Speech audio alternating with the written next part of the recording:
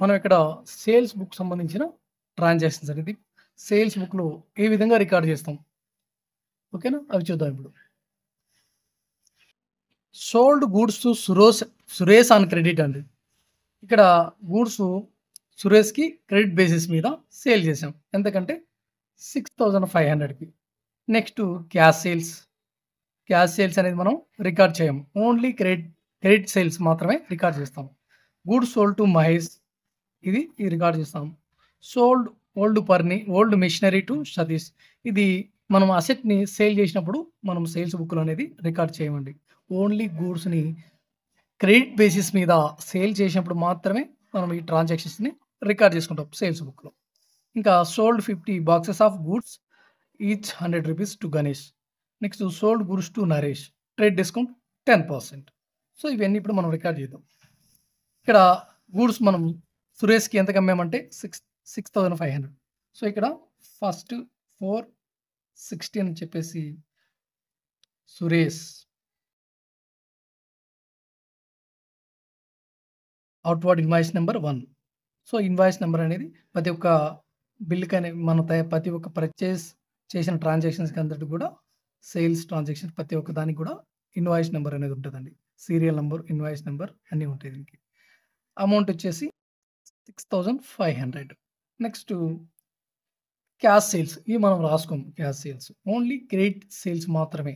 Only goods credit basis మీద sale చేస్తే రాసుకుంటాం. Next goods sold to Mahesh. ఇక్కడ Mahesh date 7/4/16 2,500. Sold old machinery మనము అసెట్స్‌ని సేల్ చేసినప్పుడు క్యాష్ ఇక్కడ సేల్స్ బుక్‌లో రాసుకోం. ఓన్లీ గూడ్స్‌ని సేల్ చేసినప్పుడు మాత్రమే రాసుకుంటాం. అది కూడా క్రెడిట్ సేల్స్. నెక్స్ట్ ఇది రాసుకోమండి. ఇది కూడా మనం రాసుకోం. ఓకేనా? Next sold 50 boxes of goods at each box ₹100 to Ganesh. గణేష్‌కి మనము సేల్ చేసామన్నమాట. డేట్ ఎంత? 12/4/16 గణేష్‌కి మనం సేల్ చేయడం జరిగింది.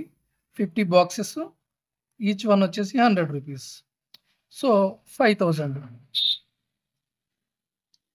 Next sold goods to Naresh. నరేష్‌కి మనం గూడ్స్‌ని సేల్ చేయడం జరిగింది. అయితే ట్రేడ్ డిస్కౌంట్ ఇచ్చాడు. వాటి యొక్క వాల్యూ వచ్చేసి 3,000 ట్రేడ్ డిస్కౌంట్ వచ్చి 10%.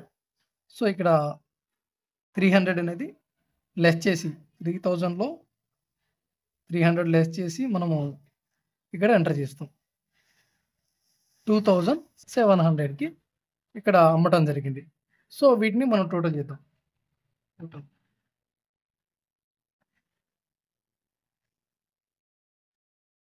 6,000, 6,000, 2,000, 8,000 ఇదొక 500, 9,000, 9 ఒక 5, 14, 14 ఒక 2, 16,700. ఓకేనా? ఈ విధంగా మనము సేల్స్ బుక్ యొక్క సేల్స్ బుక్‌లో ట్రాన్సాక్షన్స్ ఈ విధంగా రికార్డ్ చేస్తాం. ఓకేనా? పైన జరిగిన సేల్స్‌కి మనం ఇక్కడ సేల్స్ అకౌంట్ అనేది ప్రిపేర్ చేద్దాం. సేల్స్ బుక్‌కి సేల్స్ అకౌంట్ అనేది ప్రిపేర్ చేద్దాం. ఓవరాల్‌గా సేల్స్ 16,700కి అయితే జరిగాయి. ఓకేనా?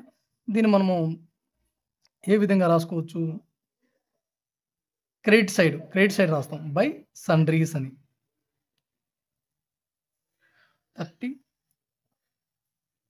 34/16 బై సన్‌డ్రీస్ అని చెప్పేసి రాస్తాం. టోటల్ అమౌంట్ ఎంత?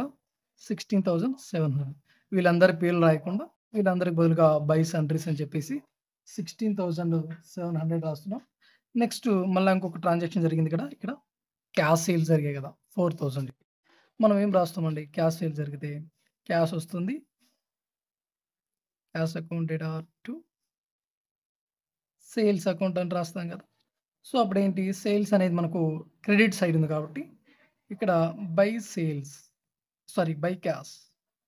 క్యాష్ అని చెప్పేసి ఎంత జరిగింది? 4,000కి జరిగింది. సో, ఈ విధంగా రాసి టోటల్ చేస్తాం. సో, టోటల్ చేయనక్కర్లేదు. ఇదే విధంగా ఉంచితే సరిపోతుంది. ఓకేనా? ఈ విధంగా మనము సేల్స్ అకౌంట్ అనేది ప్రిపేర్ చేసుకుంటాము. సేల్స్ బుక్‌లో ఈ విధంగా ఎంట్రీస్ అనేది రాస్తాము. ఓకేనా? ఈ విధంగా మనం సేల్స్ బుక్ ఎట్లా రికార్డ్ చేయాలో సేల్స్ ట్రాన్సాక్షన్ వచ్చినప్పుడు అనేది చూసాం కదా. నెక్స్ట్ సేల్స్ రిటర్న్స్ బుక్‌లో ఏ విధంగా ట్రాన్సాక్షన్స్ రాయాలనేది చూద్దాం.